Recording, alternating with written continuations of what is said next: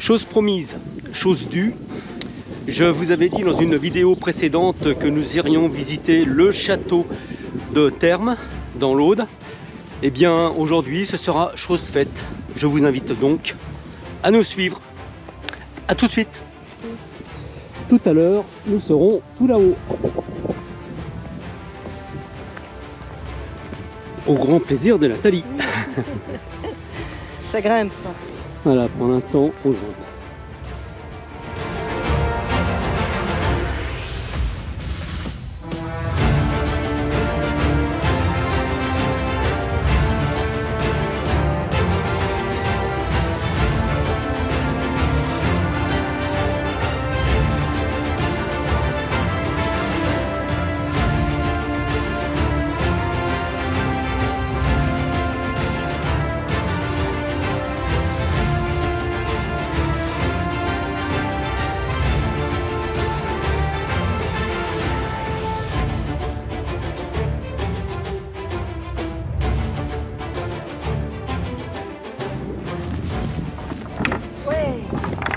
Alors voilà, Nathalie s'exerce à un jeu tout simple.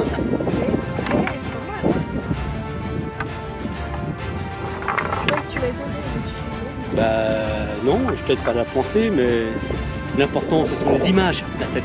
L'audimat.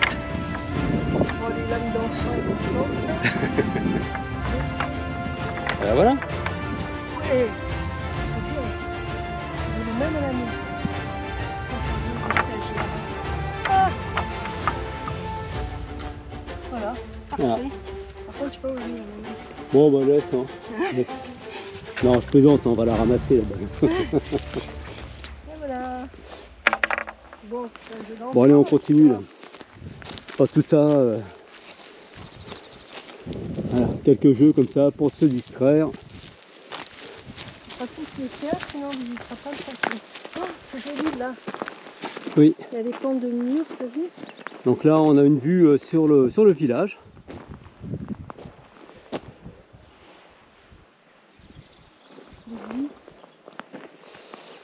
Et puis là, donc il y a des murets qui correspondent à l'ancien castrum. Voilà, vous aviez un village castral ici. Donc on va arriver au château et le château a subi un siège pendant, comment dire, la croisade contre les Cathares en 1210. Voilà, vous avez un petit pan d'histoire, les gens, toujours. Hein. On ne retient pas tout, mais bon, on est content de le savoir. Maintenant, nous sommes en présence du château royal, puisque en fait, en 1229, vous avez le traité de Meaux qui met fin à la croisade des Albigeois. Et donc, à partir de là, les différentes forteresses du sud de la France, notamment de cette région, font partie en fait des forteresses royales. Donc, le château va être transformé, consolidé. Et le village qui était ici jusqu'à présent va être déplacé pour avoir sa position actuelle, hein, qui est donc un peu plus bas dans la vallée. Alors nous sommes maintenant à la base du château, à l'endroit du fossé, ce qui était assez rare pour les châteaux situés comme ça en hauteur, mais il y avait un fossé sec qui avait été... en fait, ils avaient profité d'un creux. Et vous avez une super vue. Et vous voyez, pour pénétrer dans le château, eh bien, il fallait longer donc les murailles. Alors bien sûr aussi, quand on visite ce genre de châteaux, de vestiges, et bien automatiquement on pense à la mémoire, on pense à tous les événements qui s'y sont passés, ce que nous appelons nous dans notre jargon de géobiologue la mémoire des murs. Et Nathalie d'ailleurs va pouvoir vous en toucher deux mots.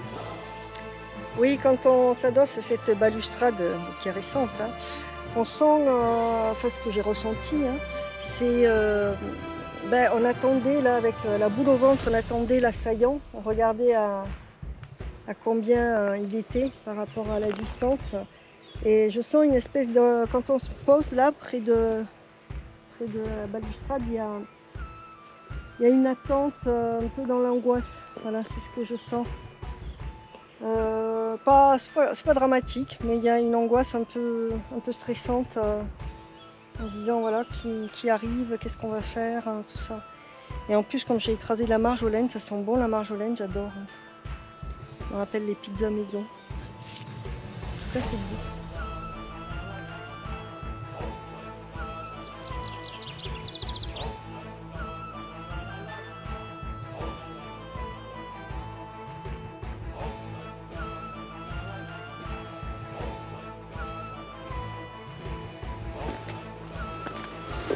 Alors ça, c'était refait à neuf, hein. On ne risque pas de se tromper.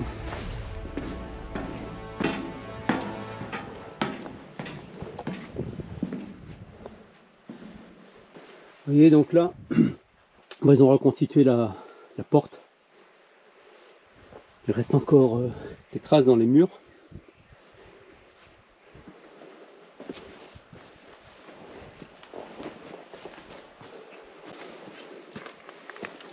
Alors vous avez au passage une vue sur l'épaisseur des murs. Et on en profite pour un petit panorama. Alors comme vous pouvez aussi vous l'imaginer, vous l'avez compris, avec une porte dans ce sens-là, ben, c'est difficile d'amener des engins de guerre pour l'enfoncer puisque il n'y a rien en face. Hein, c'est donc une façon aussi de défendre l'entrée du château.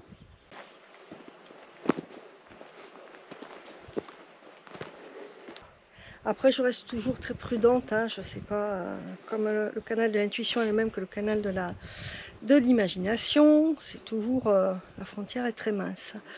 Ce que je sens, ce que j'entends, ça passe beaucoup par les sons chez moi, c'est une espèce de désorganisation, ça court dans tous les sens pour protéger le château.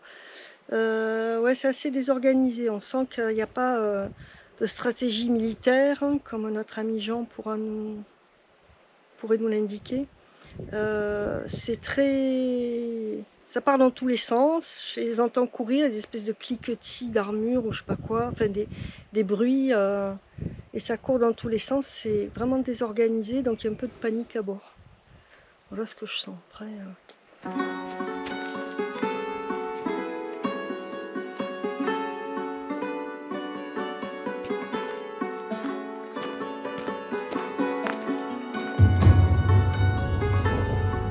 Ici, nous arrivons sur les vestiges de la tour nord-est, qui date donc de la fin du XIIIe siècle. En fait, elle servait essentiellement à observer aussi.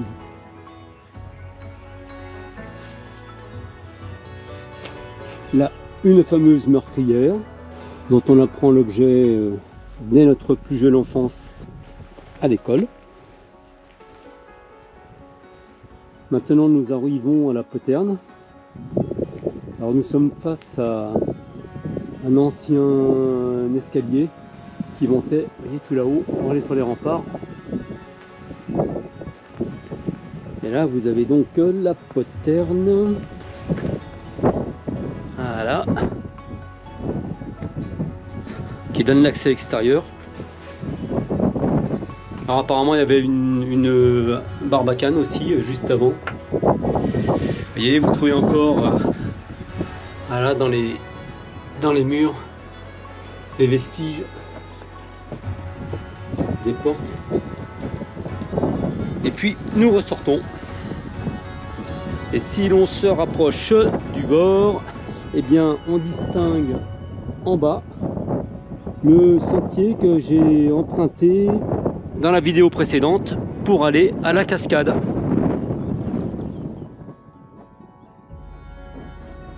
Voilà.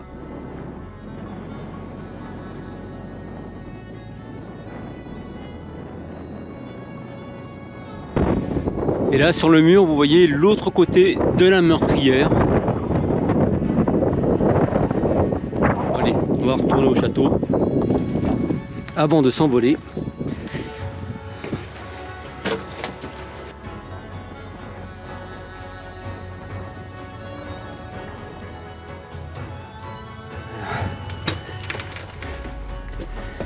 Et là, je crois que nous sommes dans la chapelle.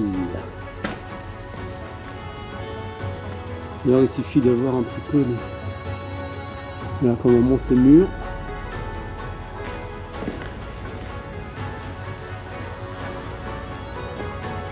Et voilà, confirmation, nous sommes dans la chapelle.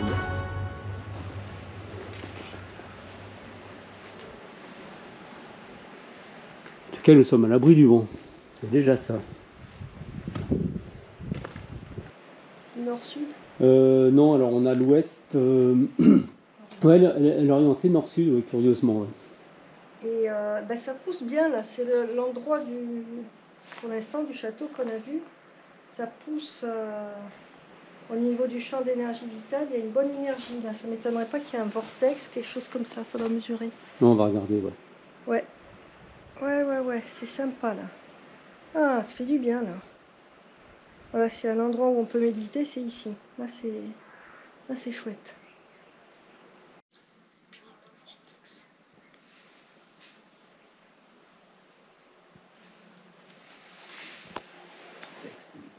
Donc Jean est en train de mesurer dans cette chapelle s'il y a un vortex. Effectivement, il y en a un. On se sent vraiment très bien là. Niveau 2. Vortex niveau 2. Oui. Alors, il est dextrogire ou lévogire, c'est-à-dire qu'il tourne à droite ou à gauche au niveau de la spirale du vortex. Dextrogire. Dextrogire, c'est ce que je sentais aussi. En fait, ça veut dire que c'est un vortex qui est relié au divin. Bon, ce qui est logique hein, dans une chapelle, mais ça veut dire que c'est une chapelle qui n'était pas dédiée à, on va dire, aux puissances féminines, par exemple comme Marie. C'est plus une chapelle dédiée au divin, en fait, à l'énergie masculine, on pourrait dire. On dirait une statue, là, c'est rigolo. Ouais. Vu comme ça, ouais, ça fait presque... Ouais, statue. Voilà l'emplacement sur certainement de l'ancien hôtel. Ah, ça fait du bien, je vais méditer là, tiens. Maintenant, je suis à l'emplacement du château seigneurial. Vous voyez, il ne reste pas grand chose, juste la base des murs. Et là, vous avez la chapelle où nous étions à l'instant. Bon, la visite va bientôt se terminer. Je vais voir par là, si on peut passer, s'il y a un accès. Et là, on a... Ça, c'est le donjon, ça, en fait. Enfin, les restes du donjon.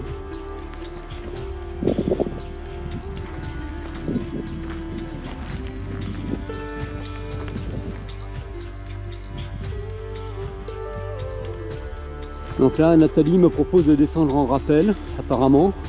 C'est ça? J'ai bien compris? D'accord.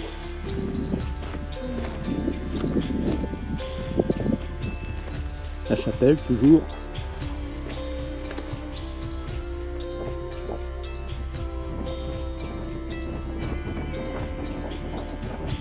Là, et on voit là-bas, le mur en bas, là, c'est pour les latrines. Pour conclure sur ce château de Termes, je trouve que c'est relativement paisible. Hein. Les mémoires sont très légères, c'est pas impactant. Et il y a beaucoup de vent évidemment parce qu'on est sur les hauteurs. Et je pense que le vent nettoie un petit peu tout ce qui est mémorial parce que on avait un ami qui disait que le vent nettoyait l'aura, donc je pense que s'il nettoie l'aura, il peut nettoyer aussi les mémoires, ou laver des mémoires. Et parce que Jean, quand sur les plages de Normandie, tu dis qu'il n'y a plus de mémoire, elles sont lavées. À Omaha, j'ai ressenti que c'était très paisible. Voilà. Omaha, donc Omaha, en plus, quand même. Donc ça veut dire qu'il y a les éléments naturels, l'eau, l'air, sûrement le feu, nettoie les lieux qui ont pu être chargés. C'est mon humble avis, hein. Je ne dis pas que c'est ça, que c'est la vérité vraie. C'est ce que je sens, intuitivement. Voilà. C'est bon, c'est paisible. Hein. Ouais.